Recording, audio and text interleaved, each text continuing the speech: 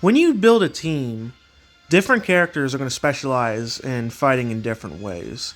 Some characters are going to be more strike oriented, other characters are going to be more blast oriented. Right now, this would be a blast oriented regeneration team. You can kind of figure out what orientation they are because they'll be a range type and you can see what kind of arts cards they hold. Like, if you're using a lot of characters who want to be doing blast damage, you don't want to bring characters that are holding a bunch of strike cards. That's inefficient. You don't want to do that.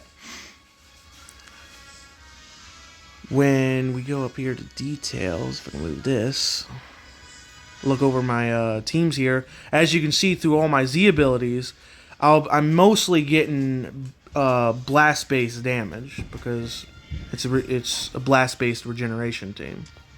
That's what I'm going for. And when you're building these type of teams, there's two key things to have an awareness of. You'll have base damage, like this base blast attack down here. This is additive. This will be added to your character's base stats, which, obviously will increase their damage. And then as an example with this equipment over here, see how it doesn't say base on slot 3? It's just nearly 7% blast damage per tag regeneration member. This is actually a multiplicative value. So this will, after all your base stats between Z abilities and equipments are added up, this will times that. It'll increase all that by this percentage, which is the most impacting way of buffing your characters, either defensively or offensively. And another thing to keep in mind is some characters, not all of them, even their stats might be leaning one way or another, like more towards one way. Like with Zamasu here, as you can see, his blast attack is way higher than his strike attack. So buffing their correct damage types will allow you to maximize their damage. And essentially, that's definitely the big fragment of team building. You can hit recommended here. Like this random here or over here. I can hit recommended. And it'll recommend what teams to use with said characters. And even what equipments. This is what a lot of other people are using. Which you can click on these. And you can even hit find item.